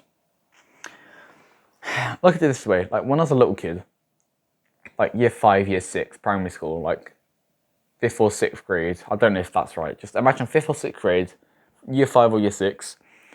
I was like the social butterfly in a way, kind of. I obviously still played video games, but it's like I was at the top of my student council thing in my school. I was friends with everyone in my class. It's like I was completely extroverted. COVID came. I didn't realize how much it messed me up. Yeah, became a complete video gamer. Secondary school, didn't really make too many good friends. Stayed as a video gamer because I had no good friends. That's like at my worst of degeneracy then, like year 7, year 8-ish. Coming into year 9, which was last year in school, that's when I started to get onto self-improvement properly. That was about last year now, because I'm in year 10 now. So, and I just started changing. It's the mindset. It's the mindset.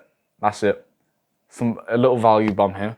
The only thing different between me and you, the only thing different between me and some mad successful person, the only thing different between anybody ever is their mindset. It's the way they think about things. That's why millionaires, when they lose all their money, they can just build it back up. That's why broke people stay broke. I feel like the money makes money thing, it's true in a way, but it's also not, because your mindset makes money too. Where did you hear about self-improvement first? From Hamza. Hamza, saw a Hamza video, how to build your aesthetic body, his most viewed video. That got recommended to me. I remember clicking on it and I was like, alright, I've got to make notes on this. I can probably find the notes in my drawer somewhere, bro. I remember making notes on it. I was like, this guy's cool. Clicked on his channel, saw all his over-edited videos. I was like, oh my god, this is like a whole new world. And like within a week, I was like fully convinced to get onto self-improvement. Right, that is all of Discord done. We're now gonna go onto Instagram.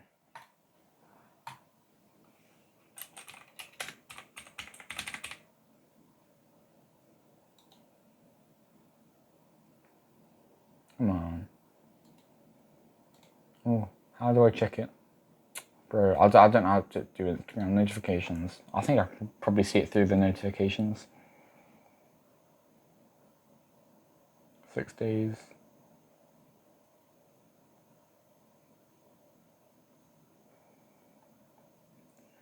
I can't find them, no. I remember if someone asked me if I was gay or not. Guess what, I'm not. Oh, I can't find them. Alright, I can't get the ones off Instagram. Let's go to YouTube. I'm not good with Instagram at all. Nope. Community, how many did I have? 9 comments. Okay. How do you plan out? Okay, Justaduzayix. Justadudayz. How do you plan out your videos? They are really good. Thank you, bro. But before, all the videos on my channel currently, if you go on my Discord, if you go on my Discord server, and then you go into the YouTube guides, and you go into the script section, you can see all my scripts there. I used to script it basically word for word, but then, all right, look at it this way. No. I would script it word for word, basically, but then not read it word for word. I would script it word for word, I'd skim through it, and then just like, say it how I wanted to say it, and that's just the way I always script, and it was so weird. But that's always how I script now. I forgot. I'll show you my scripts now. I'll show you a little sneak peek at a future script. Purpose over profits. Here we go. This is how I script. Oh no, hang on. There we go. You can see it there. This is how I script. So why do I want to make this video? And you keep asking why yourself, yeah. And that gets into like it makes you think, am I making this video for views, or am I making this video because I want to help people? Then what idea does this video teach? You just go into depth with that. Then I'll make a whole video about this. But then basically, you go hook, with like the hook story, telling your story about, it's like, you know, the Jeffrey and Adonis thing, where it's like, oh, Jeffrey did the bad thing, Adonis did the good thing. Kind of like that way. It's like your transformation, yeah? Then you go to the value, you have your different points. Every now and then you add a little story on. Yeah, then you go into rant. Yeah, after you've done the value, you do the rant. I'll make a video on why you have to do all this and why it's so good. Let's bring that up there. And then after the rant, you do empathy. That like brings them back, because the rant, you like make them angry and get them worked up and stuff, kind of. The empathy, it brings them back. It shows that you care. And the vision, it's like giving them hope and motivation at the end. That's how I script my videos, just really quickly. That's what I've learned from Hamza. That's the way Hamza used to do it. I don't know if he still does it like that anymore, because he changes loads, but that's a really good way to do it. And yeah, that's how I script my videos. How did you take payments for a sale without being 18? I put everything under my dad's name. So through PayPal and Stripe, it's just all under my dad's name. I mean, I'm not hiding from it. He knows all about it and everything. Because he's like supportive with it. So if your parents are supportive with it, you probably, like with your YouTube and whatever you're doing, you probably can just put it under their name. If they're not, put it under their name anyway. No, don't, because then you can get them in financial trouble for that. If you just put it under your name, because like most of the time, like you can just go on PayPal, create an account, and you can also create a Stripe account and just bring it straight to direct debit, without like proving you're over 18 or anything. Like not seriously proving you're over 18 with like passport or anything. But there's so many ways to do it, and I'm pretty sure you can literally just open up a PayPal account, use Stripe to get people to pay into your PayPal account, and then spend the money out of the PayPal account. That's what you can do. You don't need to open a debit account or anything like that. Right. What is your take on not starting a business because you think that your age will stop people from paying you? I'm 14 and I've been paid, okay? It's not the age. What I say, and what I always say, is you have to make a good first impression on people. You have to make a good first impression on people before they realize you're only 14. Because, and I mean, I don't know if you're 14 or not, but I'll give it for you in my example. I'm 14. I have to make a good impression on people before they realize that I'm 14. Because as soon as someone realizes you're 14, they'll just like defaultly think you're like not clever, if that makes sense, because you're like younger than the average. But if you make a good impression on them, then they see that you're 14, they'll be like, wow, this kid knows what he's doing because he's only 14, and they'll be impressed, if that makes sense. They might not trust you more, but they'll be more impressed. So what is your take on not starting a business because you think that your age will stop people from paying you? I think that is a complete cope, honestly, because I'm doing it. There are plenty of people doing it. I was talking to a guy earlier who's 15 and he's making 30k a month, and it's just like, bro, just stop making excuses and just get on with the work. If you want to succeed, you have to stop making these excuses, okay? You can't blame your unsuccessfulness on excuses. Seriously, if you want to be successful, just take action. Take action on yourself. Ruinator9761, what got you onto self-improvement? Already answered that back in the video before. Parker Roast 1203, do you play any sports? Mountain biking? That's a sport, mountain biking. I absolutely love mountain biking, bro.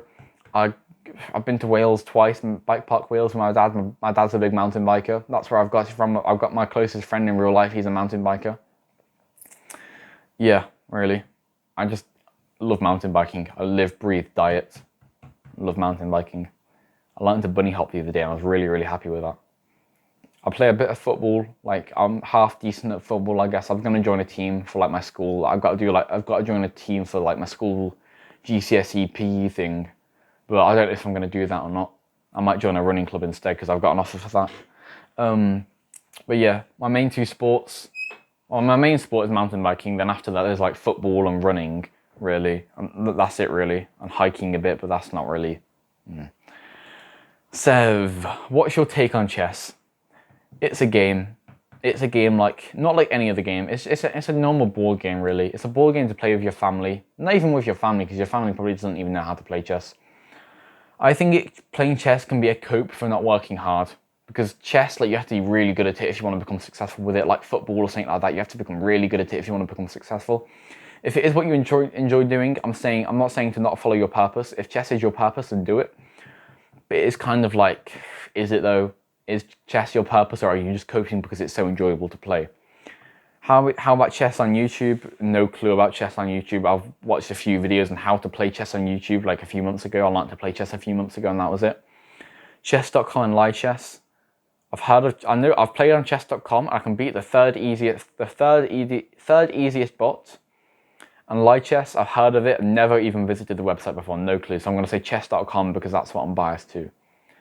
Chess bots. Yeah, chess bots over chess people every day because they're like much easier to win against and you can practice with them. Chess tournaments, no clue, honestly. No clue about chess tournaments. Right, Lacey asks, how old were you when you started self-improvement? I was 13. I was 13 and April, May, June, July, August, September, October, November, 5, 6.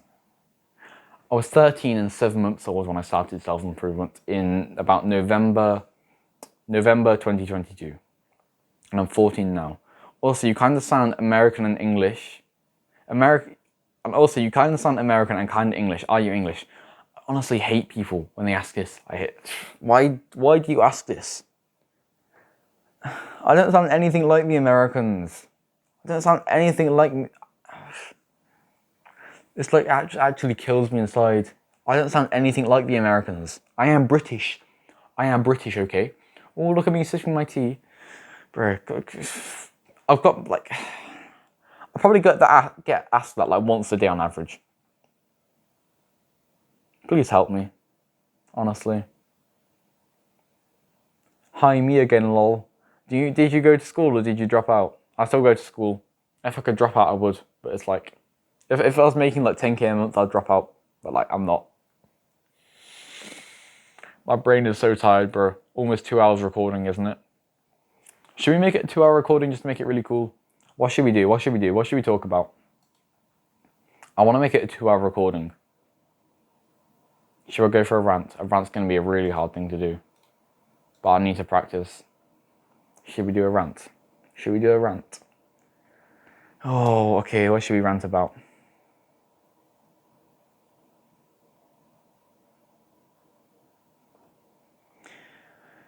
What am I looking at right now? I'm looking at my YouTube homepage. What is on my YouTube homepage? Loads of unpurposeful self-improvement YouTubers.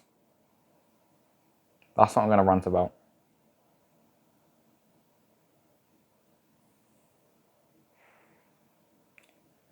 Oh, that's a good video idea, hang on. Press up challenge. Get the viewers to do. Press up challenge. There you go, I'm going to do a press up challenge in the future. Alright.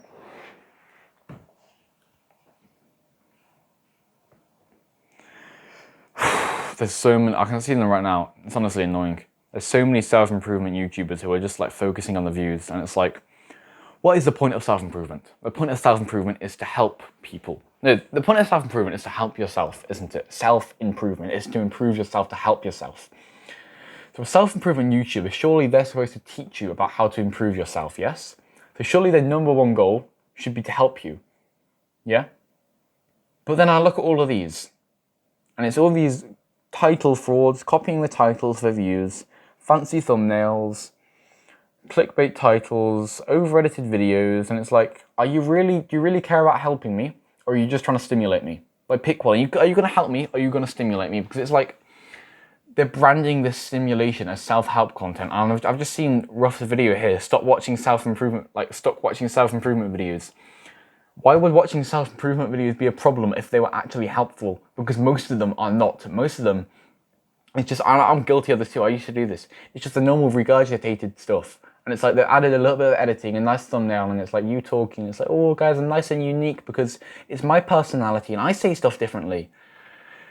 And it's just, they're regurgitating the same horrible stuff. And it's not helping anybody. I can click on some random guy's channel right now, and it's like, yeah, he's got 700 subscribers, nice, but it's like, who has he helped? Who has he helped? On his Discord server, I know he's got like, the Discord server is completely dead. The videos are getting no comments. And it's just like, he's not helping anyone. And it's so terrible. Let's just check and we'll stop recording. Here we are. It's just, they're not helping anyone. And it's like these people are not only negatively impacting everybody else, but they're also negatively impacting themselves. It's like, I'm so happy about this movement we've got about following your purpose. And a lot of it's come from Hamza, but I'm trying to push it a lot more now. About following your purpose, and especially with YouTube, following your purpose with YouTube. Because honestly, bro, if you don't follow your purpose, you're in for an average and honestly horrible life. Honestly horrible. It's terrible. It's honestly...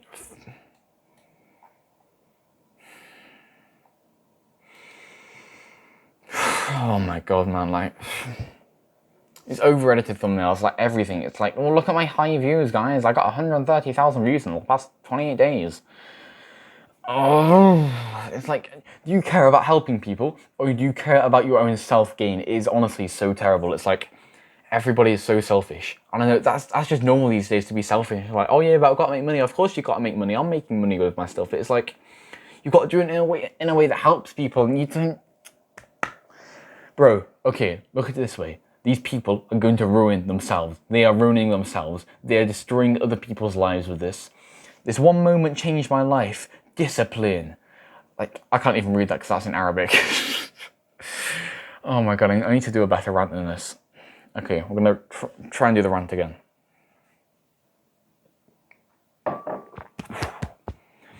And it is honestly so annoying. I'm seeing all these self-improvement YouTubers, and honestly, bro, it's annoying me. Alright, look at it this way. Self-improvement. You're supposed to improve yourself. So a self-improvement YouTuber, what do? They help you to improve. So these self-improvement YouTubers, they're supposed to be helping you improve, yes, but no, that's not what they're doing. No. They're caring about themselves. They're making these hyper-stimulated, over-edited, thumbnail-licking video. What am I saying? Thumbnail licking. Let's go with it. Thumbnail licking. Hyper-thumbnailing the videos where it's just... They're branding this self-improvement content. They're branding this hyper-stimulating content as self-improvement. They're feeding you this No.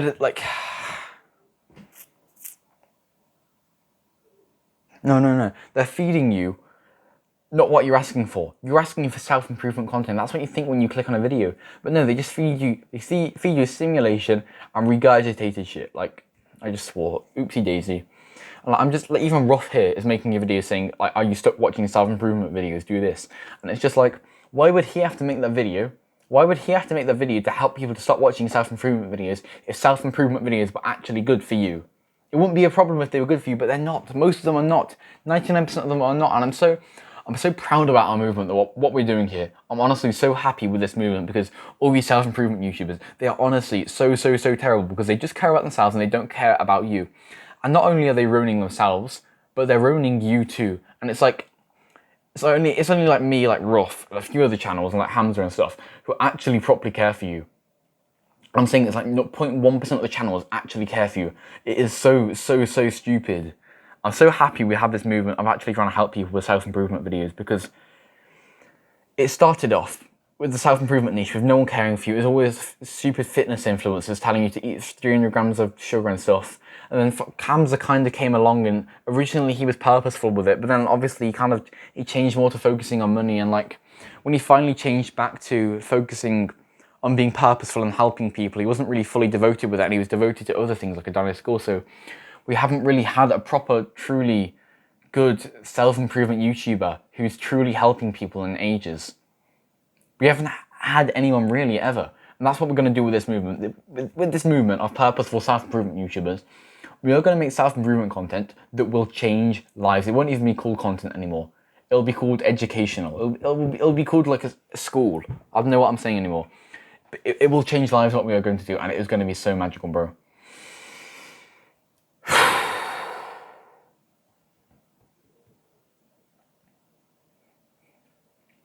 It's so sad to see how so many people are just getting caught up with a self-improvement lie.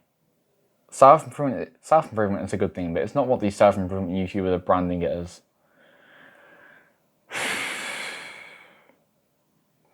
It's like, my dad said to me the other day, he heard on the radio, where it was this guy, he said, oh, I can't remember what it was, but it was this guy saying, like, he was talking about brain, come on. He was this guy on the radio who was talking about this guy, and he was like, oh, it's just another one of these guys that's telling me to improve my life. And the fact that it's just another one of them shows how bad they are and shows how many there are. They just don't care for you and just care for themselves. And they're branding this content, this educational content that's supposed to help you. They're branding it as, the stimulating content. They're branding it as content that's supposed to help you, and it's helping nobody, and it's ruining everybody. And honestly, I don't blame you if you get addicted to this content, because it can feel so productive when you're watching videos like these. It can feel so addictive when you're watching videos like these, bro. And they're not helping you. But we are going to make a difference. We are going to make a difference. Imagine you click onto your YouTube homepage, and there's too many videos to watch. Each video's got the value of a whole Kamza course. Imagine that. And you click on a video and you leave a comment, and the video uploader, the YouTuber that made the video, he replies to your comment, and you're all happy, and everyone's providing value. And he's making money because you're buying his coaching, and his coaching is actually helping you. That's how it should be, and that's how it is going to be. This movement is going to succeed. This movement is going to succeed, and we are going to change lives with it. This stupid self-improvement content, it's not going to be a thing anymore. Because it's going to be old, and it's going to be cringy, and it's going to be looked upon as a bad thing. But right now, it's normal, and we're going to change that. I'm going to leave you with that, bro. It's been about 2 hours of recording straight. Thanks for skipping to the end of the video, bro. I just want to talk about, like, how hard it was to record this whole thing. 6 hours of sleep, or 5 hours of sleep, I can't even remember now. It was so much mental work. I'm not asking you to be proud of me at all. I'm not asking anything like that. And I'm not saying to, oh, look at me, guys, I'm doing so much work. What I'm saying is that I love that. I absolutely loved it. It was so mentally tough. It was so actually not physically. It was so mentally tough to do it. It's like, I enjoyed it so much. Because it's my purpose, and that's how purpose works. I usually did loads of hard work, and I absolutely love it. And now I've got a big, long video that I can upload, and then people are going to watch that, and they're going to skip between it, and they're going to find little gems of, what's it called? Little value gems in it. And it's going to help people like that, and I'm just going to absolutely love it. And that's the whole point of purpose.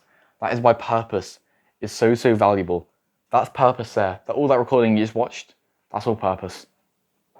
Find your purpose, bro. That should be, if you haven't found it yet, that is your #1 task, to find your purpose. You have to find your purpose. Find your purpose. Find your purpose.